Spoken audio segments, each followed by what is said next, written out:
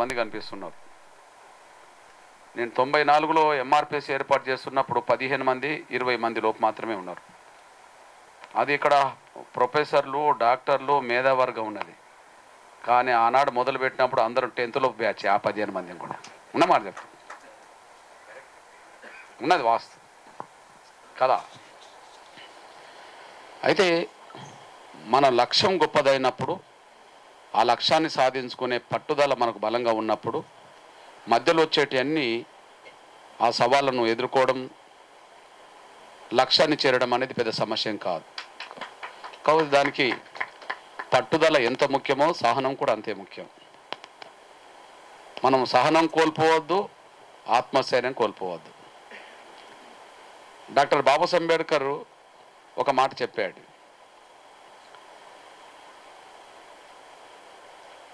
ఒక లక్ష్యం కోసం ఒక ప్రయత్నం మొదలుపెట్టినప్పుడు, అది ఒక పోరాట రూపంగా మారుతున్నప్పుడు మనకు ఎన్నో వైపుల నుంచి సమస్యలు, సవాళ్ళు ఎదురవుతాయి. మన మీద ఎన్నో కుట్రలు, ఎన్నో రకాల ఇబ్బందులు ఎదురవుతూ ఉంటాయి. వాటన్నిటిని ఎదుర్కోవడానికి నువ్వు ఏదైనా కోల్పోవు, కానీ ఆత్మస్థైర్యం మాత్రం కోల్పోకు అంటాడు. అది మాదిగ రిజర్వేషన్ పోరాట సమితి మొదలుపెట్టిన కాంచి 30 ఏళ్ళు దాటింది. ఈ 30 ఏళ్లలో ఏ ఉద్యమానికి ఎదురుగాని సమస్యలన్నీ ఎంఆర్పిఎస్కి ఎదురైనాయి. ఏ ఉద్యమం ఎదుర్కోనంత నిర్బంధాన్ని ఎంఆర్పిఎస్ ఎదుర్కొన్నది. 3 రకాలుగా సమస్యలు ఎదుర్కొన్నాం. ఒకటి, మన లక్ష్యాన్ని అడ్డుకునే వాళ్ళు మనకు రోడ్డు మీద కనిపిస్తారు బహిరంగంగా. అంటే మన ప్రత్యర్థులు. ఓకే, మనం ఈ లక్ష్యం పెట్టుకొని పనిచేస్తున్నామంటే ఆ లక్ష్యానికి అడ్డు తగిలే వాళ్ళు ఉంటారు. అందరు మనల్ని సపోర్ట్ చేసే వాళ్ళు ఉంటారని అనుకోవద్దు, ఉంటారు. దాన్ని అధిగమించాలి. వాళ్ళ నుంచి సవాళ్ళు ఎదురవుతాయి, సమస్యలు ఎదురవుతాయి, ఇబ్బందులు ఎదురవుతాయి. 2, మన లక్ష్యాన్ని సమాజం ముందుకు తీసుకెళ్తున్న క్రమంలో మన లక్ష్యాన్ని పరిష్కరించాల్సిన బాధ్యత ప్రభుత్వాల మీద ఉంటాయి. ఆ ప్రభుత్వాలు వాళ్ళ ప్రయోజనాలకు అనుగుణంగా మనల్ని ఉపయోగించుకోవాలనుకుంటారు, కానీ మళ్ళీ మన సమస్యల్ని పరిష్కరించడానికి కూడా వాళ్ళు సిద్ధపడరు. మళ్ళా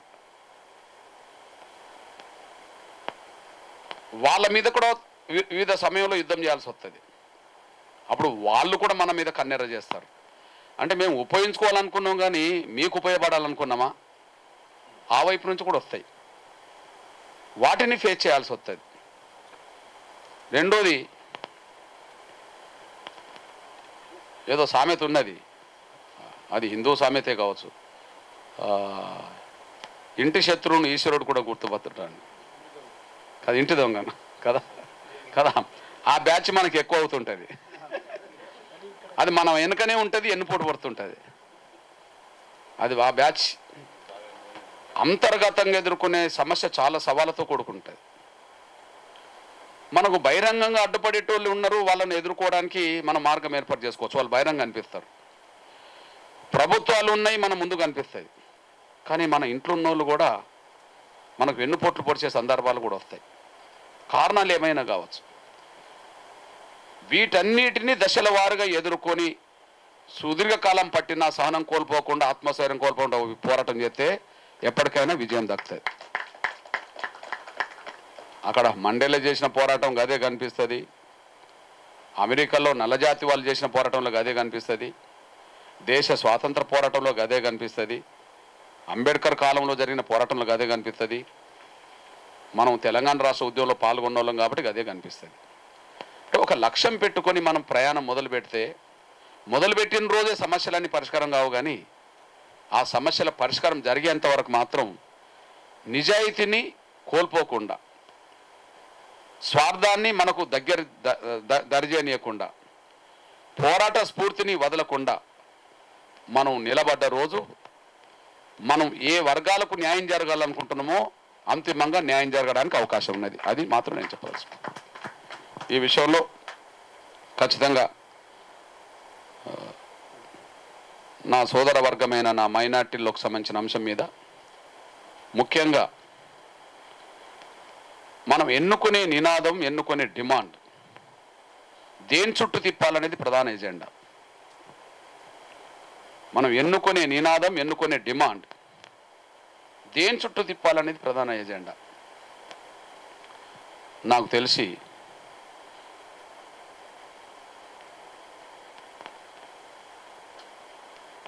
ఈ దేశంలో సచార్ కమిటీ నివేదిక చెప్పింది కదా మన ముందు. సచార కమిటీ నివేదిక చెప్పింది కదా మన ముందు. నేను ఆ సచార కమిటీ నివేదికను పూర్తిగా చదవలేదు, కానీ అందులో ప్రధాన విషయాల్లో మన పేదరికాన్ని ప్రస్తావించింది. ఓ 10 విషయాల్లో మన పేదరికాన్ని ప్రస్తావించింది. ఈ దేశంలో ఉండబడే ముస్లింల పేదరికం ఏ స్థాయిలో ఉన్నది అంటే, దళితుల కంటే గిరిజనుల కంటే పేదరికం ముస్లింలోనే ఎక్కువ ఉన్నదని చెప్పేసింది కదా. అది కదా, నేను ఆ కమిటీ నివేదికను, కమిషన్ నివేదిక చదవలే. బహుశా 100 సిఫార్సులు ఉండనియండి, 1000 ఉండనియండి, 10 ఉండనియండి, ప్రధానమైంది పేదరికం కదా. ఆ పేదరికాన్ని తొలగించే లక్ష్యంలో భాగంగా మీరు కార్యక్రమాలు రూపొందిస్తే పేద బిడ్డల బతుకులను మారడానికి అవకాశం ఉంటుంది. నేను ఎందుకు ఈ మాట మాట్లాడుతున్నంటే, పేదరికం అంటే పేదరికం వచ్చే బాధలంటే అనుభవించిన వాళ్ళం మేము. పేదరికం అంటే పేదరికంలో ఉంటే ఆ పేదరికం వల్ల వచ్చే బాధలు అనుభవించిన వాళ్ళం. తల్లిదండ్రులు కూలికెళ్ళిన సమయంలో, ఎలాంటి ఆస్తిపాతులు లేని సమయంలో, కూలికెళ్ళినా కూలి డబ్బులు సరిగా రాని రోజుల్లో, కూలి దొరకని రోజుల్లో 1 పూట 2 పూటలు పస్తులుంటే, ఉపాసాలు ఉంటే ఆ ఆకలి బాధలు ఏందో, కడుపుల్లో పేగులు ఎట్లొరుతాయో, కళ్ళు ఎలా తిరుగుతాయో, కింద పడితే నేల కూడా ఎట్లా తిరుగుతుందో అనుభవించిన వాళ్ళ నుంచి వచ్చిన వాళ్ళం. ఈ దేశంలో ముందు ఏదైనా పోవాలంటే కులంతో మతంతో సంబంధం లేకుండా పేదరికం పోవాలండి. ఈ దేశంలో ముందు ఏదైనా పోవాలంటే కులంతో మతంతో సంబంధం లేకుండా పేదరికం పోవాలి. ఆ పేదరికాన్ని తొలగించుకునే దిశగా మనం ఎన్ని లక్ష్యాలు పెట్టుకొని పనిచేసినా కూడా ఆకలైన వాళ్ళకు అన్నం పెట్టిన వాళ్ళం అవుతాం. దయచేసి ఈ ఎజెండా మీద మనసు పెట్టేసేయండి. ఎవరి విశ్వాసాలు వాళ్ళకు ఉండాలి. రాజ్యాంగాన్ని గౌరవించిన దాని ప్రకారంగా, రాజ్యాంగంలో ఉన్న దాని ప్రకారంగా ఈ దేశంలో మాత్రం అన్ని మతాలను గౌరవించాలనేదే రాజ్యాంగం మనల్ని ప్రబోధిస్తున్నది. మనం రాజ్యాంగాన్ని గౌరవించుకుందాం, ఈ దేశ పౌరులుగా మన దేశాన్ని ప్రేమించుకుందాం, మన రాజ్యాంగాన్ని గౌరవించుకుందాం, ఈ దేశ పౌరులు మన దేశాన్ని ప్రేమించుకుందాం. కానీ మనం ఎదుర్కొంటున్న సమస్యల్ని రాజ్యాంగ చట్టం పరిధిలో, దేశాన్ని ప్రేమించే పరిధిలో మన సమస్యలు ఎన్నున్నా ప్రస్తావించుకుందాం, ముందుకు నడిపిద్దాం, దానికి అండగా నిలబడాల్సిన బాధ్యత మనకున్నది. ఇదొక్కటి మీ దృష్టికి నేను తీసుకొస్తున్నాను. నేను ఇకపోతే ఈ దేశంలో దళితుల కంటే గిరిజనుల కంటే పేదరికం ముస్లింలోనే ఉండడానికి కారణం ఏంది? ఎవరి వైఫల్యం ఇది? నేను మళ్ళీ చెప్తున్నా, మన విశ్వాసాలకు ప్రమాదం వచ్చిందా? మన పేదరికం పెరిగిందా? రాజ్యాంగ పరంగా అన్ని మతాలు సమానమైన అంబేద్కర్ రాశాడు. ఎవరి మతాన్ని వాళ్ళు విశ్వసించవచ్చు, ఎవరి మతాన్ని వాళ్ళు గౌరవించుకోవచ్చు అని రాశాడు. సేమ్ టైం అన్ని కులాల్లో పేదరికం ఉన్నది, అన్ని మతాల్లో ఉన్న వాళ్ళలో పేదరికం ఉన్నది. పేదరికం పర్సెంటేజ్ ఒక దగ్గర ఎక్కువ కావచ్చు, ఒక దిక్కు తక్కువ కావచ్చు. ఇప్పుడు అగ్రకులాల్లో పేదలు లేరా? ఉన్నారు, కానీ వాళ్ళ పర్సెంటేజ్ కొద్దిగా తక్కువ ఉంటుంది అనుకుందాం. 100 మంది అగ్రకులాల వాళ్ళు ఉంటే ఒక 20 మంది వాళ్ళు పేదలు అనుకో, 80 మంది కొంత తిండికి ఇబ్బంది పడేటోళ్ళు లేరు అని అర్థం. కానీ అదే దళితుల కాడికి వస్తే 80 మంది పేదలు ఉంటారు, 20 మంది కొంత తినడానికి అవకాశం ఉంటుంది. అంటే పేదరికం ఎక్కడ ఎక్కువ ఉన్నది? అగ్రకులాలతో పోల్చుకుంటే, ఇతర కులాలతో పోల్చుకుంటే దళితుల్లో ఉన్నది. మరి సచార్ కమిషన్ ఏం చెప్తున్నది? దళితుల కంటే పేదరికం మళ్ళీ ముస్లింలు ఉన్నదని చెప్తున్నది. ఇది కదా. మరి మీ సోదరుడిగా ఒక విషయం గుర్తు చేస్తున్నా, సచార్ కమిషన్ నివేదిక బయటపడ్డది ఎప్పుడు? గౌరవ మన్మోహన్ సింగ్ 2005-6 కదా. సచార్ కమిషన్ నివేదిక బయటపడ్డది ఎప్పుడు? 2005-2006. అప్పుడు కేంద్ర ప్రభుత్వం ఎవరిది? కాంగ్రెస్ గవర్నమెంట్. రెండు పరిశీలించుకుందాం. ఈ దేశాన్ని ప్రధానంగా ఇప్పుడు మనం ఒక తెలంగాణ గురించి మాట్లాడతలేము, పేదరికం అంటే ఈ దేశంలో ఉన్న పేదరికం గురించే మాట్లాడుకుందాం. సచార్ కమిషన్ నివేదికలు ఉండబడే పేదరికం తెలంగాణలో ముస్లింల పేదరికం అని కాదు కదా, ఈ దేశంలో ఉండబడే ముస్లింలందరి పేదరికం గురించి కదా మాట్లాడింది కదా. అసలు పేదరికానికి కారకులు ఎవరు? పేదరికాన్ని తొలగించాల్సిన బాధ్యత నుంచి తప్పించుకున్న వాళ్ళు ఎవరు? ఇదొక్కసారి విశ్లేషించండి. పేదరికానికి కారకులు ఎవరు? పేదరికం బయటపడ్డ తర్వాత కూడా ఆ పేదరికాన్ని తొలగించాల్సిన బాధ్యత నుంచి తప్పించుకున్న వాళ్ళు ఎవరు? నాకు తెలిసి ముస్లింలు ఎవరిని ఎక్కువ నమ్ముకున్నారో వాళ్ళే మన పేదరికానికి కారణం, వాళ్ళే మన పేదరికాన్ని తొలగించలేదు. కాదని చెప్పానండి.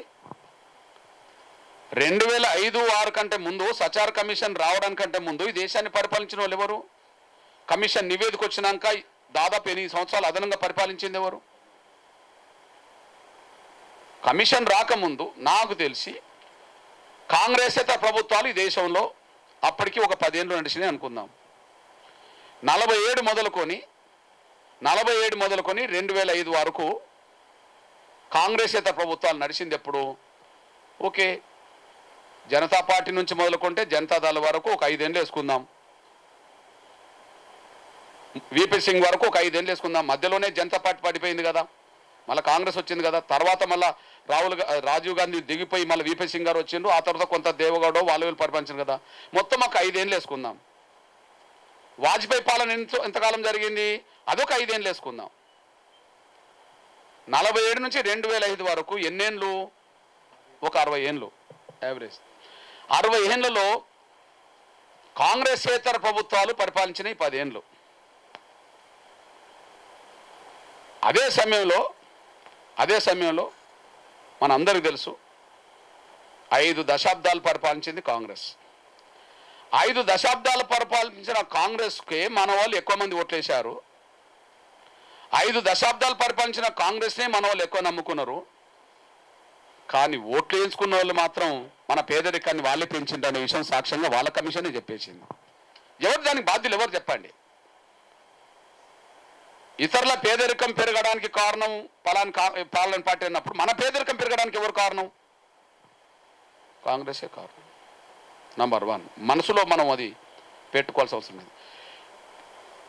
ఒక కోణంలో ముస్లింలను సంతృప్తిపరిచే మాటలు మాట్లాడితే చాలు, గంప గుర్తుగా మాకు ఓట్లెత్తారని అనుకున్నంత కాలం మన బతుకులు మారవు. ఒక కోణంలో ఒకరిని టార్గెట్ చేసి మనం విమర్శలు పెడితే చాలు, వీళ్ళకి తిండి లేకపోయినా, వీళ్ళకి చదువు లేకపోయినా, వీళ్ళకు ఉద్యోగం లేకపోయినా, వీళ్ళు బాగుపడకపోయినా ఒక్కరిని టార్గెట్ చేసి విమర్శ చేస్తే చాలు, ఇక మనం ఏం అడగాల్సిన అవసరం లేదు, ఏం డబ్బులు ఇచ్చి కూడా ఓట్లు వేసుకోవాల్సిన లేదు, అక్కడ విమర్శిస్తే చాలు మనకు ఓట్లు పడతాయి అనుకునే వాళ్ళు చాలామంది ఉన్నారు. అది ఉన్నంత వరకు మన బతుకులు అయితే మారవు. పోనీ సచార్ కమిషన్ నివేదిక వచ్చింది 2005-2006లో కదా, పోనీ 2014 వరకు వాళ్ళే ఉన్నారు కదా, 2014 వరకు కాంగ్రెస్ ఉన్నారు కదా. ఎవరు సచార్ కమిషన్ నివేదికను అమలు చేయొద్దని అడ్డం పడ్డది ఎవరు? పార్లమెంట్లో. వాళ్ళు ఎన్ని చట్టాలు తెచ్చుకోలేదు. 47 నుంచి మొదలుకుంటే సచార్ కమిషన్ నివేదిక వచ్చేంత వరకు కాంగ్రెస్ పరిపాలించిన కాలంలో ఎన్ని చట్టాలు చేయలేదు, ఎన్ని రాజ్యాంగ సవరణ తీసుకురాలేదు, ఎన్ని అమలు చేయలేదు, దీన్ని ఎందుకు పట్టించుకోలేదు? అవన్నీ పక్కకు పెడదాం. నేను నిన్న చూసా నేనేం చూసా? 2018-19 ఈ తెలంగాణలో జరిగిన అసెంబ్లీ పార్లమెంట్ ఎన్నికల్లో 2018-19 జరిగిన అసెంబ్లీ పార్లమెంట్ ఎన్నికల్లో మైనార్టీ సమాజం ఎవరికి ఓట్లేసింది? కాంగ్రెస్కు ఓట్లేసింది. కాంగ్రెస్కు మెజారిటీ కాంగ్రెస్ ఓటు. నాకు తెలిసి ఇవాళ కాంగ్రెస్ రాష్ట్రాన్ని పరిపాలిస్తున్న ఎవరు? రేవంత్ రెడ్డి గారు సొంత కులస్తులైనా అటు ఇటు పోయినరు. కాంగ్రెస్ చేసేటోళ్ళు కాంగ్రెస్ కేసారు, బీఆర్ఎస్ కేసేటోళ్ళు బీఆర్ఎస్ కేసారు, బీజేపీ చేసేవాళ్ళు కొంతమంది చేశారు అసెంబ్లీ ఎన్నికల్లో. ఓకే అనుకుందాం. నాకు తెలిసి ఈ తెలంగాణ గడ్డ మీద ఏకపక్షంగా కాంగ్రెస్ కేసింది ముస్లింలు మాత్రమే. ఏకపక్షంగా కాంగ్రెస్ కేసింది ముస్లిం మాత్రమే. ఏమయ్యా, రేవంత్ రెడ్డి ముఖ్యమంత్రిగా ఉన్నాడు కదా, వాళ్ళ కులంలో ఉత్తమ్ కుమార్ రెడ్డి మంత్రి ఉన్నాడు కదా, వాళ్ళ కులంలో కోమటిరెడ్డి వెంకటరెడ్డి మంత్రి ఉన్నాడు కదా, వాళ్ళ కులంలో పొంగులేటి శ్రీనివాసరెడ్డి మంత్రిగా ఉన్నాడు కదా, పోని బ్రాహ్మణ వర్గం నుంచి ఒకరు మంత్రిగా ఉన్నారు కదా, కమ్మ వర్గం నుంచి ఒక మంత్రి ఉన్నారు కదా, వెలమ వర్గం నుంచి మంత్రులు ఉన్నారు కదా, వెలమ వర్గం నుంచి మంత్రులు ఉన్నారు కదా, పోని మాదిగోళ్ళు ఒకరు ఉన్నారని చెప్పుకుంటుండ్రు కదా, మాలోళ్ళు ఒకరు ఉన్నారని చెప్పుకుంటుండ్రు కదా, బీసీలో ఒక ముగ్గురున్నారని చెప్పుకుంటుండ్రు కదా, గిరిజనులు ఒకరున్నారని బీసీలు ఇద్దరని చెప్పుకుంటారు కదా, అదే సమయంలో గిరిజనులు ఒకరినని చెప్పుకుంటారు కదా. మరి తెలంగాణ రాష్ట్రంలో అతిపెద్ద సమూహమైన నా ముస్లిం సోదరులకు మంత్రి ఎందుకు లేడా? ఎవరు దీనికి బాధ్యులు? ఎందుకు ప్రశ్నించరు ఈ విషయాన్ని? మనం చట్టసభలకు వెళ్ళాలని మాట్లాడుతున్నాం, మనం ఈ విషయంలో మైనార్టీ సోదరులు చట్టసభలో ఉన్నోళ్ళు కూడా కొంతమంది ఉన్నారు కదా, ఈ విషయంలో చట్టసభలు ఉన్నోళ్ళు కొంతమంది అయితే ఉన్నారు కదా. ఎందుకు ఈ మాట్లాడతలేరు? బయట మాట్లాడమైతివి, లోపల మాట్లాడమైతివి. రేపు సమస్యలు ఎవరు పరిష్కరించాలా? మనం బయట మాట్లాడలేము, లోపల మాట్లాడలేము, సమస్యలు ఎవరు పరిష్కరించాలా? మీ అన్నగా నేను చెప్తున్నా, నా ఒంటి మీద ఇప్పటికీ నా కండువ మారలే, భవిష్యత్తులో కూడా మారదు. నేను అందరి దగ్గర పోతా. ముందు ఏ వర్గానికి అన్యాయం జరుగుతుందో ఆ వర్గానికి ఎందులో అన్యాయం జరుగుతుందో అది తట్టి లేపండి. ఏ వర్గానికి అన్యాయం జరుగుతుందో ఆ వర్గం తరఫున మాట్లాడాలనుకున్న వాళ్ళం ఆ వర్గాన్ని తట్టి లేపండి. ఇప్పుడు ఎంఆర్పిఎస్ ఉన్నది, ఒక చిన్న గ్రామంలో మొదలుపెట్టిన ఉద్యమం ఇవాళ భారతదేశం మొత్తం విస్తరించింది. ముఖ్యంగా తెలంగాణ, ఆంధ్రప్రదేశ్లో ప్రతి మారుమూల గ్రామంలో ఎంఆర్పిఎస్ ఉంటుంది. రాజకీయ పార్టీలకు ధీటుగా ఎంఆర్పిఎస్ సంఘంగా ఉన్నది. ఇప్పుడు రాజకీయ పార్టీలకు ధీటుగా. దానికి కారణం ఏంది? మనం ఏ లక్ష్యం నెరవేరాలన్నా ఆ లక్ష్యం వైపు ప్రజలు నడిపించాలంటే ముందు బోధించాలి కదా, వాస్తవ పరిస్థితులు ఏందో చెప్పాలి కదా, వాళ్ళని సమీకరించాలి కదా. సమీకరించబడ్డ ఆ ప్రయత్నంలో ఒకవేళ న్యాయం జరగకపోతే పోరాటానికి అయితే సిద్ధపడాలి కదా. మరి మన వర్గం నుంచి ఈ ప్రయత్నాలు చేసిన వాళ్ళు కూడా లేరు కదా. ఆడ మాట్లాడిన వాళ్ళు లేరు, బయట మాట్లాడిన వాళ్ళు లేరు. మరి మన మన మన సమూహాన్ని నిద్రలేపడానికి ప్రయత్నం సీరియస్గా చేసిన వాళ్ళు ఎవరు బ్రదర్? పలానోళ్ళు ఉన్నారు అని చెప్తే వాళ్ళన్నా మీరు ప్రోత్సహించండి. పలానోళ్ళు లేరు, ఇక ఇప్పటివరకు రాలేదనుకుంటే ఇస్మాయిల్ అన్న అండగా నిలబడండి. ఇక అంతే కదా, ఎవరో ఒకరు ముందడుగు వేయాలి కదా. ఇప్పటికే పలానోళ్ళు ఉన్నారు అనుకుంటే మీ మనసు నచ్చితే వాళ్ళని ప్రోత్సహించండి. ఏదేమైనా జరగాల్సిన ప్రయత్నం లేదు, ఆ ప్రయత్నాలు ఎవరు ముందుకు వెళ్ళలేదు అనంటే మొదలుపెట్టిన కారణాన్ని మీరు ముందుకు నడిపించండి. ఏదేమైనా ఒక్కరోజు మొదలు పెట్టవచ్చు కానీ ఒకరోజే పూర్తి కాదు. ఒకరోజు మొదలు పెట్టవచ్చు కానీ ఒకే రోజు మాత్రం పూర్తి కాదు. మొదలుపెట్టిన రోజు నుంచి పూర్తి అయ్యేంత వరకు దశాబ్దాలు పట్టవచ్చు, ఇంకేదైనా కావచ్చు. కానీ అనుకున్న విషయంలో న్యాయం ఉన్నదనుకున్నప్పుడు మాత్రం తప్పకుండా ప్రయత్నాలు సీరియస్గా జరగాల్సిందే. అట్లాంటి ప్రయత్నాలు చేసినప్పుడు మీ సోదరుగా నా వంతు నేను అండగుంటా. మీ పేదరికాన్ని తొలగించే విషయంలో ముందు ఏమేం కార్యక్రమాలు రూపొందిస్తారో, ఏ అంశాలు ఎజెండా పెడతారో ఆ విషయంలో మాత్రం ఫోకస్ చేయడానికి అవకాశం లేదు. ఎందుకంటే నేను పేదరికం నుండి వచ్చినాను కాబట్టి ఆ పేదరికం నుండి వచ్చే బాధలేందో, కష్టాలేందో, ఇబ్బందులేందో తెలుసు కాబట్టి ఆ వైపు నుంచి నేను దృష్టి పెడతాను కూడా మీ దృష్టికి నేను తీసుకొస్తున్నాను. నేను ఇకపోతే ముస్లిం సమాజం వివక్షత ఎదుర్కోవట్లేదు. మరి మాదిగలు వివక్షత ఎదుర్కొన్నారా లేదా? సమాజంలో ముస్లిం సమాజం వివక్షత ఎదుర్కోవట్లేదు. మత దృక్పథాల నుండి వచ్చే కొంత వైరుధ్యాలు వేరు, వివక్షత వేరు. మీ అన్నగా, మీ సోదరుడిగా ఒక విషయం చెప్తున్నాను నేను. కులపరమైన వివక్షత, ఈ వివక్షత కులపరంగా వచ్చిందని అర్థం కాని చిన్న వయసులో ఎదుర్కొన్న వాళ్ళం మేము. కులపరమైన వివక్షత, ఈ వివక్షత కులపరంగా వచ్చిందని చెప్పి అర్థం కావడానికి అవకాశం లేని చిన్న వయసులో ఎదుర్కొన్న వాళ్ళం. ఓ 7, 8 ఏళ్ళు, 10 ఏళ్ళు, 12 ఏళ్ళు ఉన్నప్పుడు కులం గురించి, కుల వ్యవస్థ గురించి మనకి ఎట్లా తెలుస్తుంది? కానీ మా అవ్వతోటో మా అయ్యతోటో ఏదైనా కూలి పనులకు వెళ్ళినప్పుడు మమ్మల్ని కూలి పిలిచిన వాళ్ళు మాకు నీళ్లు పోయాలంటే పైనుంచి పోసేవాళ్ళు. వాళ్ళు ఇచ్చేది చెంబును మాకు ఇవ్వవచ్చు, మేము తాగవచ్చు, లేదా ఆ బిందె ఉంటే ఆ బిందె నుంచి నీళ్లు మాకు ఇవ్వచ్చు. కానీ వాళ్ళు ఎందుకో పైనుంచి పోసేవాళ్ళు, మేము దోషులు పట్టుకునేవాళ్ళం. తెలుసో తెలియకో మా చేయి తగితే దెబ్బలు, అవమానాలు, తిట్లు. ఆ రోజు తెలుసో తెలియకో ఆ చెంబుకు అది పడితే ఇట్లాంటి వివక్ష ఎదుర్కొన్నాం. అది ఏందో తెలియని రోజుల్లోనే కదా ఇదంతా. మేము ఊరికి పోతే ఊర్లో ఉండబడే హోటల్లో మేము నిలబడాలంటే మేము బయట నిలబడే వాళ్ళం. మిగతా వాళ్ళు వచ్చి లోపల టీ తాగిపోయేవాళ్ళు. ఒకవేళ మేము టీ తాగాలంటే మా గ్లాసులు సపరేట్ ఉంటాయి. ఆడ మేమే టీ ఆ గ్లాసులు కడుక్కోవాలి, మేము అందులో టీ పోతే తాగాలి, మళ్ళీ గ్లాసు కడిగి మళ్ళీ సూరులో పెట్టి మళ్ళీ మేము బయటికి రావాలి. వాళ్ళు కుర్చీల మీద కూర్చుంటే మేము బయట నిలబడాలి. వాళ్ళ పక్కన కూర్చోవడానికి స్వేచ్ఛలేని పరిస్థితులు. ఏంటంటే మీరు మాదిగోళ్ళు కదా, మా పక్కన మీరు ఎట్లా కూర్చుంటారు అనేవాళ్ళు. అంటే మాదిగోళ్ళం అంటే ఏందో, వాళ్ళ పక్కన కూర్చోవడానికి ఎందుకు స్వేచ్ఛ లేకుండా పోయిందో మాకు తెలియని రోజులు అవన్నీ. ఒక్కొక్కసారి అయితే పశువులను తోలుకెళ్ళేటోళ్ళు కూడా, పశువుల మీద చేసి తోలుకెళ్ళేటోళ్ళు మేము ఎదురవుతే మేమెక్కడ తగులుతామో అని చెప్పి వాళ్ళే దూరం పోయేవాళ్ళు. వాళ్ళకు మేము ఎదురవుతే మేము ఎక్కడ తగులుతామంటే వాళ్ళు దూరం పోయేవాళ్ళు. తెలుసో తెలియకపోతే దగ్గర రావడం పోతే అరే మీ కళ్ళు కనిపించలేవారా, మమ్మల్ని తాగుతారా అని చెప్పి అనేవాళ్ళు. నాకు తెలిసి ఈ వివక్షత అయితే మీరు ఎదుర్కోలేరు కదా. మనుషులుగా కూడా చూడలేని ఈ దేశ వ్యవస్థలో బాధితులం, మనుషులుగా కూడా చూడడానికి నిరాకరించబడ్డ ఈ దేశంలో బాధితులం వివక్షత పరంగా. మాకు ఈ సమాజం మీద కోపం బాగానే ఉండాలి, కానీ కోపం పెట్టుకోవడం కంటే ఏ సమాజం అయితే మమ్మల్ని చిన్న చూపు చూసిందో, ఏ సమాజం అయితే మమ్మల్ని దూరం పెట్టే ప్రయత్నం చేసిందో, ఏ సమాజం అయితే మమ్మల్ని అవమానించే ప్రయత్నం చేసిందో ఆ సమాజంలోనే పరివర్తన తీసుకొచ్చే ప్రయత్నం చేశాం. ప్రతీకారం కోరుకోలేదు, మేము ప్రతీకారం వైపు వెళ్ళలేదు, పరివర్తన కోరుకున్నాం.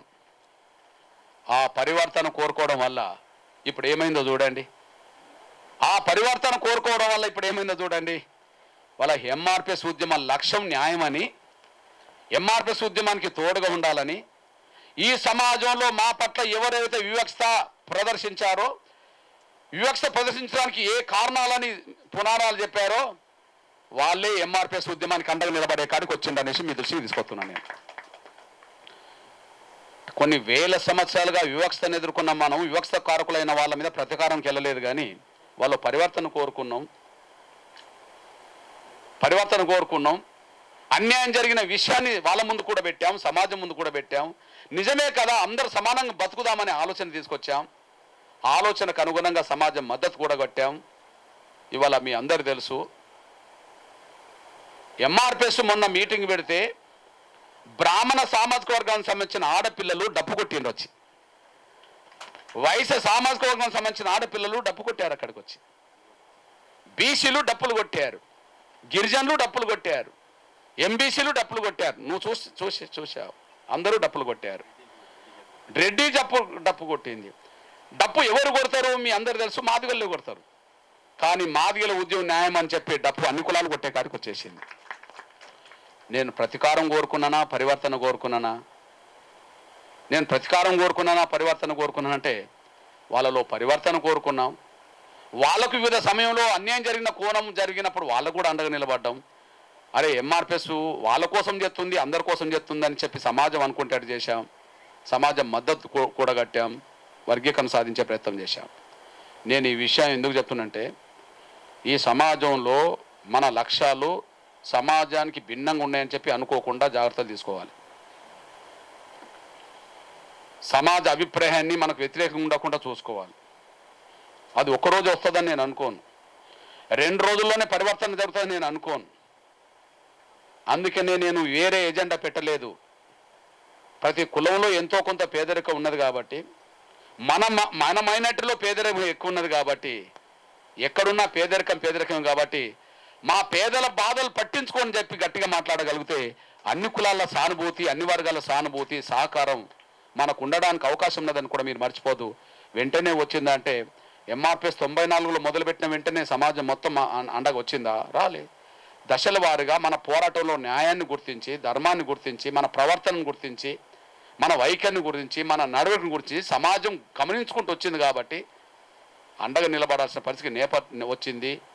ఇవాళ లక్ష్యం వైపు తీసుకెళ్ళడానికి దారితీసింది. నేను మీకు విజ్ఞప్తి చేస్తున్నాను. నేను ఎవరి మీద ఏం మాట్లాడాల్సిన అవసరం లేదు. కొద్ది రోజులు ఓపికతో మన పేదరికాన్ని హైలైట్ చేయండి, మన పేదరికాన్ని హైలైట్ చేయండి. కమిషన్ నివేదికలు ముందు పెట్టేసేయండి, అందరి దగ్గరికి వెళ్ళండి. మన ఇష్టం ఉన్నా లేకపోయినా ఈ దేశాన్ని పరిపాలిస్తున్నప్పుడు బీజేపీ, మనం అది పరిపాలన కాదంటామా? కొందరికి ఇష్టం ఉండవచ్చు, ఇష్టం లేకపోవచ్చు. ఈ దేశం మెజారిటీ ప్రజలు ఓట్లేస్తేనే, రాజ్యాంగం ప్రకారంగా ఓట్లేస్తేనే గెలిచింది ప్రభుత్వం ఏర్పడుతుంది.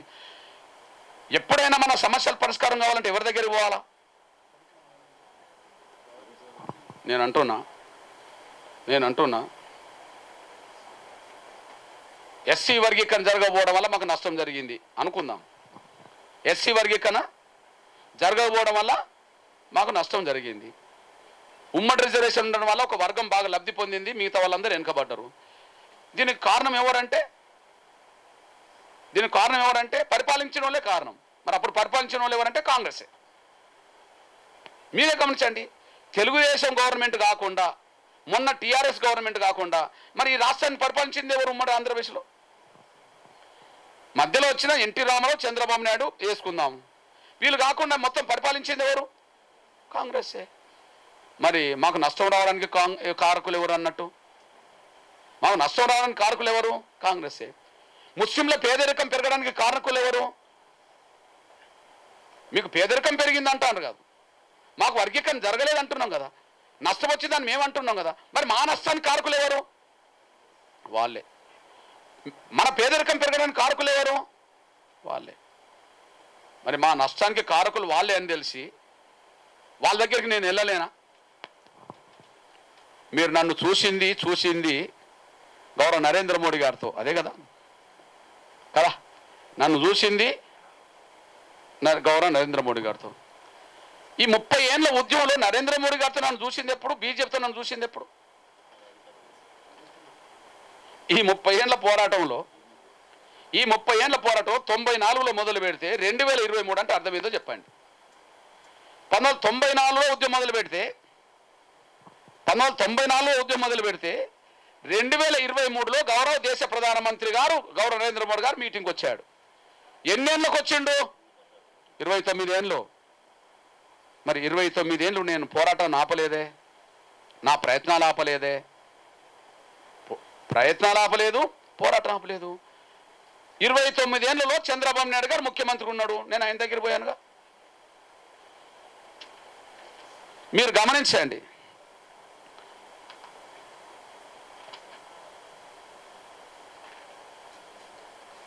ఈ ఫోటో చూడండి. ఎవరు? చంద్రబాబు. ఎప్పటిది ఫోటో? 96 మార్చి 2ది, మార్చి 25. 96 మార్చి 25 అంటే అర్థమైంది 29 ఏళ్ళ క్రితం. ఇప్పుడు మార్చి 25 వస్తే మరి నేను అప్పుడు ఎవరి దగ్గరికి పోవాలా? ఈ సమస్య పరిష్కారం కావాలని ఉద్యమం వచ్చే సమయానికి ఎవరి దగ్గర పోవాలి? ముఖ్యమంత్రి దగ్గరికి కదా. మరి నేను ముఖ్యమంత్రి దగ్గర పోయాను కదా, ఇప్పుడు కాదు కదా. ఓకే, వర్గీకరణ విషయంలో లక్షల మందితో హైదరాబాద్ నగరాన్ని దిగ్బంధం చేసిన చరిత్ర ఎంఆర్పీఎస్కి ఉన్నది కదా. ఇది చూడండి, ఇదే బషీర్బాగ్ ప్రాంతాన్ని ఇప్పుడు ఇక్కడనే 96లో బషీర్బాగ్ ప్రాంతాన్ని ఇన్ని లక్షల మంది దిగ్బంధం చేశాం. ఇప్పటిది కాదు కదా. ముఖ్యమంత్రి దగ్గర పోయాం, చెప్పే ప్రయత్నం చేశాం, కొంత ఉద్యమం చేసే పని కూడా చేశాం.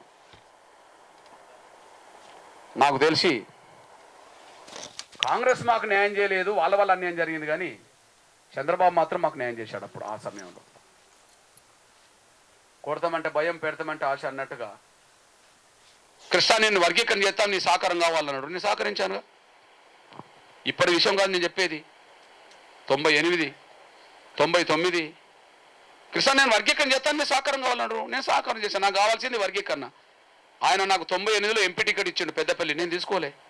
99లో నాకు రాసభ ఇచ్చిండు, నేను తీసుకోలే. ఎందుకంటే వ్యక్తిగతంగా ఉద్యమం నడపడానికి నాయకత్వం ఇస్తున్న నేను చిన్న చిన్న పదవులకు ఆశపడితే ఉద్యమం దెబ్బతింటుంది, ఒక జాతికి అన్యాయం చేసిన అవుతా అని చెప్పి నా పదవులకు దూరంగా ఉన్నాము, లక్ష్యం నడిపించాను. మీ అన్నగా చెప్తున్నా, నేను చంద్రబాబు ఉంటే చంద్రబాబు దగ్గర పోయినా, మరి వర్గీకరణను మళ్ళీ కాంగ్రెస్ వచ్చినాక రద్దు చేసిండ్రు. కొద్దిగా మా సోదరులకు పలుకుబడి అందులో ఎక్కువ ఉంటుంది. ఎవరికి? మా మాల సోదరులకు పలుకుబడి అందులో ఎక్కువ ఉంటుంది. మీరు దామోదర సంజయ్ పేరు విన్నారు కదా, దామోదర సంజయ్ నువ్వు నేను పుట్టకముందే ముఖ్యమంత్రిడా ఈ ఉమ్మడి రాష్ట్రానికి, అంటే వాళ్ళ పలుకుబడి ఆకుపడినది. ఇప్పుడు కాంగ్రెస్ పార్టీ జాతీయ అధ్యక్షుడు మల్లికార్జున ఖర్గే కూడా కర్ణాటక మా మాల సోదరుడే. ఇప్పుడు డిప్యూటీ సీఎం అనబడుతున్న, ఇప్పుడు తెలంగాణలో 3 పార్లమెంట్ సీట్లు ఉన్నాయి. 3 పార్లమెంట్ సీట్లలో ఒక్క సీటు కూడా మాదిగలకి ఇవ్వలేదు. తెలంగాణలో అతిపెద్ద జనాభా గల కులం, తెలంగాణలో అతిపెద్ద జనాభా గల కులం మాదిగలు అయితే ఒక సీటు కూడా మాదిగలకి ఇవ్వలే. అంటే కాంగ్రెస్లో వాళ్ళ పలుకుబడి అట్లుంటుందని మీ దృష్టికి తీసుకొస్తున్నాను నేను. ఆయన పరిపాలించినప్పుడు వాళ్ళ మీద కొట్లాడాను, వాళ్ళని కలిసి వచ్చాను. మీ సోదరుగా చెప్తున్నాను నేను. సమస్య పరిష్కారం మళ్ళీ రాజశేఖర్ గారి దగ్గరికి వెళ్ళింది. సమస్య పరిష్కారం రాజశేఖర్ గారి దగ్గరికి వెళ్ళింది. మరి నేను రాజశేఖర్ గారిని కూడా బహిరంగ సభకు తీసుకొచ్చి నేను లక్షల మందితో మీటింగ్ పెట్టాను కదా. ఇప్పుడు సమస్య పరిష్కరించాల్సింది ప్రభుత్వాలే కదా, మరి నేను వెళ్ళాల్సింది ప్రభుత్వాల దగ్గర కదా. నేను చంద్రబాబు నాయుడు దగ్గరికి వెళ్ళాను కాబట్టి నేను కాంగ్రెస్ దగ్గరికి వెళ్ళానంటే ఎట్లా? మన సమస్య ఎవరు పరిష్కరించాలి? ప్రభుత్వాలే పరిష్కరించాలి. నేను రాజశేఖర్ గారిని కూడా మీటింగ్ పిలిచాను కదా. ఓకే, రాజశేఖర్ గారి దగ్గర పరిస్థితి పక్కకు పెట్టేసేయండి, రాజశేఖర్ గారి దగ్గర పక్కకు పెట్టండి. నేను ఒకరోజు మీ కొడుకుకు చెప్పాను అమ్మా అని చెప్పి రాజశేఖర్ గారిని తల్లిని కలిసి వచ్చాను. ఎవరిని? రాజశేఖర్ గారి తల్లి విజయమ్మ గారిని ఇంటికి వెళ్ళి కలిసి వచ్చా, బల్పనూరు వెళ్ళి. అమ్మ, మీ కొడుకు న్యాయం చేస్తా అన్నాడు, చేస్తలేడు, కొద్దిగా చేయించు తల్లి, లేకపోతే గొడవ జరుగుతుందని చెప్పేశా. ఓకే, కలిశానా లేదా తల్లిని? మరి నేను ఇప్పుడు కాదు, 97లో చంద్రబాబు గారి తల్లిని కూడా కలిశాను కదా. అమ్మ, మీ కొడుకు న్యాయం చేస్తా అన్నాడు కానీ చేస్తలేడమ్మా, కొద్దిగా చెప్పు అని చెప్పి నేను చెప్పాను కదా. అన్ని ప్రయత్నాలు చేయడానికి నేను ప్రయత్నం చేశాను. నారవారిపల్లి నుంచి నేను పాదయాత్ర చేశాను. మొదటి పాదయాత్ర తెలుగు నేల మీద ఎంఆర్పిఎస్దే మొదటి పాదయాత్ర, తర్వాతనే రాజశేఖర్ గారు, తర్వాతనే వాళ్ళు అందరు చేశారు, పక్కకు పెట్టేశాను. ఇక మీ అన్నగా చెప్తున్నా, మీ సోదరుడు చెప్తున్నా, అసలు యూపీఏ గవర్నమెంట్లో సమస్య పరిష్కారం అవుతే న్యాయం జరిగిన తర్వాత నేను ఇంకోటి దగ్గర పోవాల్సిన అవసరం నాకు ఎందుకు వస్తుంది? ఇక్కడ పరిపాలించింది వాళ్ళే, ఆడ పరిపాలించింది వాళ్ళే.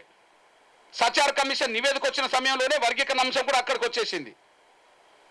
సచార్ కమిషన్ నివేదిక వచ్చింది అప్పుడే, మా ఎస్సీ వర్గీకరణ రద్దయింది అప్పుడే. 2 వాళ్ళ చేతిలోనే ఉన్నాయి. సచార్ కమిషన్ నివేదిక అమలు చేయకపోయే, ఎస్సీ వర్గీకరణ చేయకపోయాయి. మరి సచార్ కమిషన్ అమలు చేయమని ఎవరు అడిగిన రోజు లేదో నాకు తెలియదు. సచార్ కమిషన్ నివేదిక అమలు చేయమని ఎవరు అడిగిన రోజు నాకు తెలియదు. కానీ ఎస్సీ వర్గీకరణ అమలు చేయమని చెప్పి నేను అందరిని కలిశాను కదా. స్వర్గీయ రాజశేఖర్ గారిని ఎంబడి పెట్టుకొని నేను గౌరవ ప్రధానమంత్రి గారిని, మన్మోహన్ సింగ్ గారిని అన్ని పార్టీలు ఎంబడి తీసుకొని కలిశాను కదా. ఆల్ పార్టీ రాజశేఖర్ గారిని ఎంబడి పెట్టుకొని, ఆల్ పార్టీ లీడర్లు ఎంబడి పెట్టుకొని ప్రధానమంత్రితో కలిసి వచ్చాము. పరిష్కరించలే. పోనీ అప్పుడు యూపీఏ చైర్పర్సన్ సోనియా గాంధీ గారు, ఎవరు యూపీఏ ప్రభుత్వం ఆమె చేతులున్నది, టెక్నికల్గా ప్రధానమంత్రి మన్మోహన్ సింగ్, నడిపించింది ఎవరు? సోనియా గాంధీ గారే. మరి నేను సోనియా గాంధీ గారిని, మాదిగ ఎంపీలందరినీ తీసుకెళ్ళి కలిశాను కదా, మాదిగ ఎమ్మెల్యేలు ఎంపీలందరినీ తీసుకెళ్ళి కలిశాను కదా. వాళ్ళ చేతిలో ప్రభుత్వం ఉన్నది. నేను సోనియా గాంధీ గారిని పర్సనల్ కూడా కలిశాను కదా. పోనీ సోనియా గాంధీ గారు కాదు, పోనీ సోనియా గాంధీ గారు కొడుకు ఎవరంటే రాహుల్ గాంధీ గారు కదా. ఆయన చక్రం తిప్పిండు కదా, ఆయన కూడా చక్రం తిప్పిండు కదా. మరి నేను రాహుల్ గాంధీ గారిని కూడా కలిశాను కదా. రాహుల్ గాంధీ గారు కూడా వినతి పత్రం ఇచ్చాను కదా. రాహుల్ గాంధీ గారు వర్గీకరణ చేపిస్తాను మాట ఇచ్చే నేను ఆయనతో కూడా కలిసి పనిచేశాను కదా. రాహుల్ గాంధీ గారిని వర్గీకరణ చేస్తా అంటే నేను ఆయనతో కూడా కలిసి పనిచేశాను కదా. నాకు కావాల్సింది సమస్య పరిష్కారం చేయడానికి ఎవరికి అధికారం ఉన్నదో నేను వాళ్ళందరి దగ్గర పోయాను. కాంగ్రెస్ చేయలేదు, నరేంద్ర మోడీ గారు చేశారు. ఇప్పుడు ఏమంటారో చెప్పండి నాకు. కాంగ్రెస్ చేయలేదు, నరేంద్ర మోడీ చేశాడు. నేను మళ్ళీ చెప్తున్నా, నేను ముందెళ్ళింది చంద్రబాబు దగ్గరికి, నేను ముందెళ్ళి తర్వాత వెళ్ళింది రాజశేఖర దగ్గరికి వెళ్ళి, తర్వాత వెళ్ళింది మన్మోహన్ సింగ్ దగ్గరికి వెళ్ళాను, తర్వాత సోనియా గాంధీ దగ్గరికి వెళ్ళాను, తర్వాత రాహుల్ గాంధీ దగ్గరికి వెళ్ళాను. వాళ్ళు చేయలే. సచార్ కమిషన్ నివేదికను ఎట్లయితే పక్కకు పెట్టిండ్రో ఎస్సీ వర్గీకరణ కూడా అట్లనే పక్కకు పెట్టిండ్రు. మరి నా సమస్య అయితే పరిష్కరించుకోవడానికి నేను ఇప్పుడు ఎక్కడికి వెళ్ళాలి బ్రదర్? ఎక్కడికి వెళ్తే సమస్య పరిష్కారం కోసం నేను అక్కడికి వెళ్ళాలి కదా. నేను అక్కడికి వెళ్ళడం కోసం 9 ఏళ్ళు కష్టపడ్డా బ్రదర్. 2014 నుంచి 2023 అంటే అర్థం చేసుకోండి. గౌరవ నరేంద్ర మోడీ గారు ప్రభుత్వం వచ్చింది ఎప్పుడు? 2014. గౌరవ నరేంద్ర మోడీ గారు ప్రధానమంత్రి హోదాలో మాదిగల మీటింగ్ వచ్చింది ఎప్పుడు? 2023. నేను 2018-19 ఎన్నికల వరకు నేను కాంగ్రెస్ సపోర్ట్ చేశాను బ్రదర్. 2018-19 ఎన్నికల వరకు నేను కాంగ్రెస్ సపోర్ట్ చేశాను బ్రదర్. ఒక్కసారి మీరు చూడండి. కాంగ్రెస్ 2018-19 ఎన్నికల వరకు నేను కాంగ్రెస్ సపోర్ట్ చేసుకుంటూ వచ్చాను బ్రదర్. అంటే కొడతామంట భయం, పెడతామంట ఆశ అన్నట్టుగా మేము చేపిస్తాం అన్న కూడా నేను వాళ్ళకి అండగా నిలబడుకుంటూ వచ్చాను. కానీ ఒక్కసారి మీ దృష్టికి తీసుకొస్తున్నా చూడండి, అర్థం చేసుకోవాల్సిన అవసరం ఉన్నది. నేను సమస్య పరిష్కారం కోసం అందరి దగ్గరికి వెళ్ళాల్సి వచ్చింది, ఆ కోణంలో వీళ్ళ దగ్గరికి వెళ్ళాల్సి వచ్చింది బ్రదర్. నా పక్కనే రాజశేఖర్ గారు ఉన్నాడు ముఖ్యమంత్రి హోదాలో, నా పక్కనే కేశవరావు గారు ఉన్నాడు పిసిసి అధ్యక్షుడిగా. నేను కాంగ్రెస్ మద్దతు ఇచ్చాను కదా బ్రదర్, నేను కాంగ్రెస్ మద్దతు ఇచ్చాను కదా బ్రదర్. నాకు సమస్య పరిష్కారం కావాలి, చేయాల్సిన అధికారం వాళ్ళ చేతులు ఉన్నది. కృష్ణ నేను చేస్తా, మాకు సాయం చేయమని ఆయన అన్నాడు. మరి నేను ఏం చేయాలి? నేను బయటపడాలి, జాతిని బయటపడేసుకోవాలి కదా. కానీ వాళ్ళు చేయలేదు కదా బ్రదర్. వర్గీకరణ జరగబోతే ఉద్యోగాలు రావట్లేదు, చదువుకునే అవకాశాలు రావట్లేదు, ఆర్థికంగా మేము బాగుపడే పరిస్థితి లేదు, మేము ముందడుగేసే పరిస్థితి లేదు. ఇది సమస్య పరిష్కారం కోసమే నిలబడ్డా. 30 ఏళ్ళు నిలబడ్డా. 10 ఏళ్ళు వాళ్ళు పరిపాలించిన. 2004-2014 మధ్యలో ఇక్కడ పరిపాలించింది ఎవరు, అక్కడ పరిపాలించింది ఎవరు? కాంగ్రెసే పరిపాలించింది. వాళ్ళు పూర్తిగా ఈ అంశం విస్మరించారు. మీకు తెలుసో లేదో, కోపంతో మాదిగ పిల్లలు గాంధీభవన్ తగలబెట్టిండ్రు. గాంధీభవన్ తగలబెట్టిన తేదీ ఫిబ్రవరి 28. ఇవాళ ఎన్నో తారీఖు? 27. రేపటి రోజు 2009లో గాంధీభవన్ తగలబడ్డది. సోనియా గాంధీ గారు మీటింగ్కు అదే రోజు పరేడ్ గ్రౌండ్లో వస్తే పరేడ్ గ్రౌండ్ మీటింగ్ రద్దయిపోయింది. ఆ గాంధీభవన్ ఘటనలోనే దామోదరం, మహేష్, సురేందర్ అనే మాదిగ బిడ్డలు అక్కడ చచ్చిపోయినరు. రేపు మార్చి 1వ తారీఖున వాళ్ళు చనిపోయినారు కాబట్టి వాళ్ళ అమరవీర దినోత్సవం జరుపుతున్నాం. అంటే మాదిగ బిడ్డల ఆవేదన ఏ స్థాయికి వెళ్ళిందంటే, మీరు న్యాయం చేస్తామని మమ్మల్ని మోసం చేస్తారా అని చెప్పి అక్కడ దాకా వెళ్ళింది. నేను అది కోరుకోను, అట్లా జరగాలని కోరుకోను. కానీ అందరూ ఒక స్థాయిలో ఉండరు కదా, చైతన్యం కొన్ని రకాలుగా అక్కడ జరగాల్సిన పరిస్థితి వచ్చేసింది. మమ్మల్ని మోసం చేసింది కాంగ్రెసే, మిమ్మల్ని మోసం చేసుకుంటూ వచ్చింది కాంగ్రెసే. కనీసం ఒక మంత్రి పదవి కూడా ఇవ్వలేని పరిస్థితి ఉన్నది. 4 రెడ్లు ఉండవచ్చునా, ఒక ముస్లిం ఉండదా? 10-12% ఉండబడి జనాభా అంటున్నాం కదా, 10-12% ఉండే జనాభా ఉన్నట్టున్నది కదా, ఉండద్దా? 2014 మొదలుకొని 2023 వరకు బ్రదర్ ఒక విషయం చెప్తున్నా, నేను నిరంతరం యుద్ధం చేశాం. ఒక సంఘటన చెప్తున్నా, నేను నిరంతరం యుద్ధం చేస్తాం. ఒక సంఘటన చెప్తున్నా నేను. ఇక్కడ 2022లో బీజేపీ జాతీయ కార్యవర్గ సమావేశాలు జరిగినాయి. ఇక్కడ నోవేటల్లో బీజేపీ జాతీయ కార్యవర్గ సమావేశాలు జరిగినాయి. 3 రోజులు జరిగినాయి కదా. మా ఎస్సీ వర్గీకరణ జరగాలని చెప్పి ఎంఆర్పిఎస్ రోడ్లెక్కింది. 3 రోజులు దేశంలో కేంద్రం అంతా ఇక్కడనే ఉన్నది. ప్రధానమంత్రి, హోంశాఖ మంత్రి అందరు, దేశంలో ముఖ్యమంత్రులు అందరు, బీజేపీ ముఖ్యమంత్రి ఇక్కడనే ఉన్నారు. అంతవరకు పెద్ద పోజులు కొట్టిన ఏ పార్టీ వాళ్ళు నిరసన వ్యక్తం చేయలే. 3 రోజుల పాటు ఈ దేశ ప్రభుత్వమే ఇక్కడ ఉంటే ఎవరు కనీసం నిరసన వ్యక్తం చేయలే. కానీ ఎంఆర్పిఎస్ మా వర్గీకరణ సమస్య పరిష్కరించాలని చెప్పి హైదరాబాద్కు వచ్చే రోడ్లన్నీ దిగ్బంధం చేసింది. అరెస్టులైనాం, లాఠీ దెబ్బలు తిన్నాం, తలలు పగిలిన ఎంఆర్పిఎస్ కార్యకర్తలే. ఓకే, నేను ఎస్సీ వర్గీకరణ జరగాలని చెప్పి పార్సిగుట్ట నుంచి మొదలుకుంటే ఇందిరా పార్క్ వరకు మేము ధర్నా చేసుకుంటూ వచ్చేసాం. ప్రధానమంత్రి గారు ఇక్కడనే ఉన్నారు. 3 నోవేటల్లో మీటింగ్ వాళ్ళు జరుగుతుంటే నోవేటల్ చుట్టూ ఎంఆర్పిఎస్ కార్యకర్తలు ధర్నా చేశారు. నోవేటల్ కాడ పిల్లలు లాఠీ దెబ్బలు తిని ఎవరు పోతారో అంత సెక్యూరిటీని దాటి ఎవరు పోతారో ఎంఆర్పిఎస్ పోయిండ్రు, అక్కడ అరెస్ట్ అయినరు. నాలుగో విషయం చెప్తున్నా, అదే పరేడ్ గ్రౌండ్లో 2022 అదే రోజు చివరి రోజు బహిరంగ సభ జరుగుతుంటుంది. ఆ బహిరంగ సభలో గౌరవ ప్రధానమంత్రి నరేంద్ర మోడీ గారు మాట్లాడే సమయానికి మనోళ్ళు ఒక 500-600 మంది లోపలికి వెళ్ళి మా వర్గీకరణ చేయండి అని చెప్పి బాగా నినాదాలు ఇస్తే అక్కడ ఉండబడే బీజేపీ అండ్ ఏబీపీ కొంతమంది కార్యకర్తలు మాదిగ పిల్లల మీద దాడి చేస్తే మా తలలు పగిలినాయి, మా నడుములు ఇరిగినాయి, మా పక్కటెంట ఇరిగినాయి. అందులో ఒక ముస్లిం బిడ్డ రజియా ఎంఆర్పిఎస్ కండకు వచ్చి ఆమె తల పగిలింది. కిషోర్ అనే తమ్ముడు తెనాల్లో ఆయన తల పగిలినాయి. ఆదిలాబాద్లో మల్లేశం అనే తమ్ముడు పక్కటెముకలు ఇరిగినాయి. బ్రదర్, మేము యుద్ధమే చేసుకుంటూ వచ్చాం. సమస్య పరిష్కారానికి ముందుకు రానంత వరకు ఎవరి మీదనే యుద్ధం చేశాం. కానీ సమస్య పరిష్కారానికి వాళ్ళు అర్థం చేసుకున్నారు. ఈ తెలంగాణ గడ్డ మీద ఈ 3 రోజుల పాటు ఉంటే ఏ వర్గం రోడెక్కలేదు కదా. చివరికి నోవేటల్ చుట్టూ ఎంఆర్పిఎస్ కార్యకర్తలు వచ్చి ధర్నాలు చేశారు కదా. ఎంఆర్పిఎస్ వాళ్ళు ఇంద్ర పార్క్లో ధర్నా చేశారు కదా. హైదరాబాద్కు వచ్చే రోడ్లన్నీ దిగ్బంధం చేశారు కదా. పరేడ్ గ్రౌండ్లో మొత్తం గౌరవ ప్రధానమంత్రి గారు మాట్లాడే సమయాన్ని కూడా ఎంఆర్పిఎస్ నినాదాలు ఇచ్చింది కదా, దెబ్బలు తిన్నారు కదా. అంటే వాళ్ళ ఆవేదన చాలా బలంగా ఉన్నది కదా. మనం ఈ సమస్య పరిష్కారాన్ని ఎందుకు పెండింగ్లో పెట్టాలని వాళ్ళ ఆలోచన మొదలైంది. వాళ్ళలో ఆలోచనలు మొదలైనంత వరకు నేను ఉద్యమంలోనే ఉన్నాను కదా బ్రదర్. కానీ వాళ్ళలోనే ఆలోచన పెరిగి అరే వీళ్ళది న్యాయమైన పోరాటం, 30 ఏళ్ల పాటు ఉద్యమం నడుపుకుంటూ వస్తుండ్రు, వీళ్ళ వైపు కూడా మనం ఆలోచించాలి, న్యాయం చేయాలని ఆలోచించి మనం పెట్టిన మీటింగ్ రమ్మంటే దేశ గౌరవ ప్రధానమంత్రి మన మీటింగ్కి వచ్చేసాడు. మరి మీటింగ్ రావడానికంటే ముందు మేము దెబ్బలు తిన్నాం కదా. మరి మీటింగ్ రావడానికంటే ముందు మేము తలలు పగలు కొట్టుకున్నాం కదా, మా నడుములు ఇరిగినాయి కదా, మా పక్కటెముకలు ఇరిగినాయి కదా. మరి మా సమస్య పరిష్కారం కావాలంటే గౌరవ ప్రధానమంత్రి చేయాలి కదా. చేయాల్సిన ఆ స్థాయి ఆ పెద్ద ఆయనే మన మీటింగ్కి వచ్చిండు కదా. నాకు తెలిసి ఆయన వచ్చిన తర్వాతనే జరిగిన కేంద్ర ప్రభుత్వంలో జరిగిన కసరత్తు వల్లనే సుప్రీంకోర్టుకు కేంద్రం అఫిడవిట్ ఇవ్వడం వల్లనే ఎస్సీ వర్గీకరణకు అనుకూలంగా జడ్జిమెంట్ రావడానికి దారితీసింది. ఇప్పుడు చెప్పండి బ్రదర్, నేను ఎస్సీ వర్గీకరణ జరగాలంటే చంద్రబాబు నాయుడు చేస్తా అంటే చంద్రబాబు సపోర్ట్ చేశాను కదా. నేను ఎస్సీ వర్గీకరణ చేస్తామంటే కాంగ్రెస్ సపోర్ట్ చేశాను కదా. ఎస్సీ వర్గీకరణ చేపిస్తా అంటే నేను కేసీఆర్కు అండగా నిలబడ్డా కదా. నిమ్మరసం ఇచ్చింది కేసీఆర్కు, నిమ్మరసం ఇచ్చింది కాడ నేనే ఉన్నాను కదా.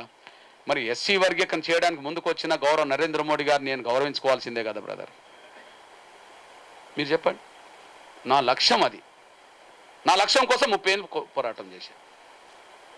నా లక్ష్యం 30 ఏళ్ళు.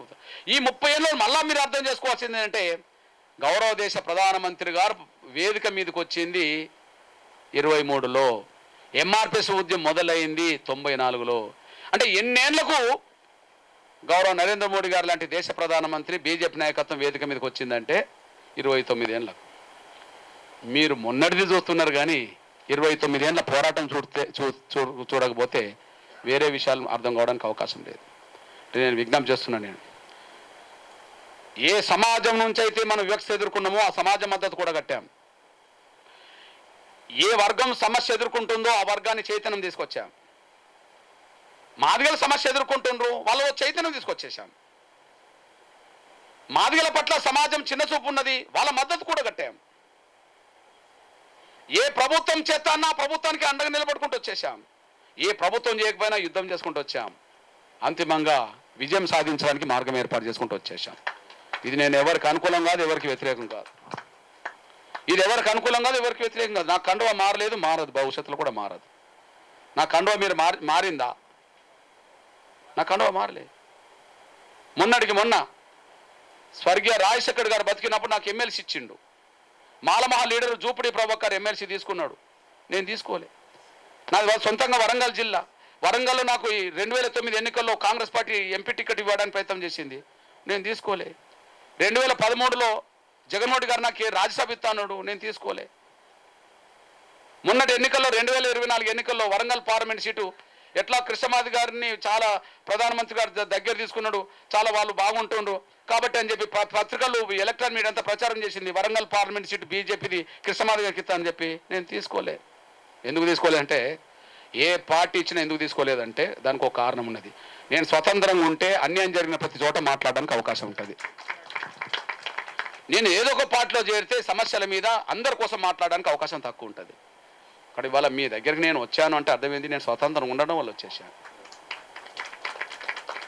కదా. భిన్న దృక్పథాలకు సంబంధించిన అంశాలు ఈ దేశాన్ని అతలాకుతలం చేస్తున్నా కూడా నేను వచ్చానంటే కనీసం నా ముస్లింల పేదరికాన్ని తొలగించడానికి నా వంతైన పాత్ర పోషించవచ్చు కదా అనే దాని మీద నేను ఇక్కడికి వచ్చేసాను. ఆ అంశాలు మీరు ముందుకు తీసుకురండి. నా వంతు పాత్ర నేను పోషిస్తా, భవిష్యత్తులో కూడా మీకు అండగా నిలబడతా. ఏది ఏమైనా ఒక విజ్ఞప్తి చేస్తున్నా నేను, మనం ఈ సమాజంలో మనం అంటే ఏ చిన్న చూపు ఏ దృక్పథం వల్ల మన మీద కొంత దూరంగా ఉన్నది అనుకుంటుందో, మన ప్రవర్తనలో కానీ మన మాటల్లో కానీ మన కార్యాచరణలో కానీ సమాజం మెప్పు పొందే విధంగానే మన ప్రవర్తన ఉండాలి. ఇది ఇంపార్టెంట్. సమాజం మద్దతు పొందే విధంగానే సమాజం అండగా అవురా నిజమే కదా, వాళ్ళు మాట్లాడుతున్నట్లు సత్యం ఉన్నది కదా, వాళ్ళు ఆ విషయాన్ని కదా ఎజెండా చేసి ముందుకు వస్తున్నదనే దాని మీద సమాజం నుంచి ద్వేషాన్ని ఎదుర్కొంటున్నాం. కారణాలు ఏమైనా ఏ సమాజం నుంచి ద్వేషాన్ని ఎదుర్కొంటున్నామో అదే సమాజం మన కండగుండేలాగా చేసుకోవడంలో అప్పుడు మన విజయం ఉన్నదనేసి కూడా మీరు మర్చిపోతాం సార్ నేను కోరుతున్నాను. దయచేసి ఈ దేశంలో మన ఇష్టం ఉన్నా లేకపోయినా డాక్టర్ బాబాసాహెబ్ అంబేద్కర్ రాజ్యాంగమే మనకు ప్రామాణికం. ఎవరికి ఇష్టం ఉన్నా లేకపోయినా ఎవరు ఎన్ని రకాలుగా ఏదన్నా చేద్దామనుకున్నా ప్రామాణికం ఏంటిది? రాజ్యాంగం.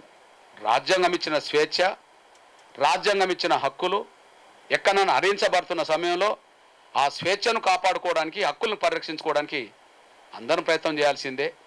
ఆ ప్రయత్నంలో మీరు కూడా ముందుకొచ్చిన సమయంలో మీ సోదరుడిగా నా వంతు బాధ్యత భవిష్యత్తులో తీసుకుంటాను. మీరు ఏ లక్ష్యాలు పెట్టుకొని ముందుకు సాగినా ఆ లక్ష్యాల సాధనలో న్యాయమైన ప్రతి ఆకాంక్షకు అండగా నా వంతు బాధ్యత తీసుకొని ముందుకు సాగుతారనేసి కూడా మర్చిపోదని సాయనం కోరుకుంటూ మళ్ళీ నా తమ్ముడు ఇస్మాయిల్కి చెప్తున్నాను. నేను ఏదో అంటారు చూడు, ఇళ్ళకనే పండుగ కాదు అని అంటాం కదా, మొదలుపెట్టిన వెంటనే అన్నీ సాధించలేం. కానీ సవాళ్ళు, సమస్యలు, గొడవలు, యుద్ధాలు ఇవన్నీ జరుగుతూనే ఉంటాయి. అయినప్పటికీ సహనం కోల్పోవద్దు, ఆత్మస్థైర్యం కోల్పోవద్దు.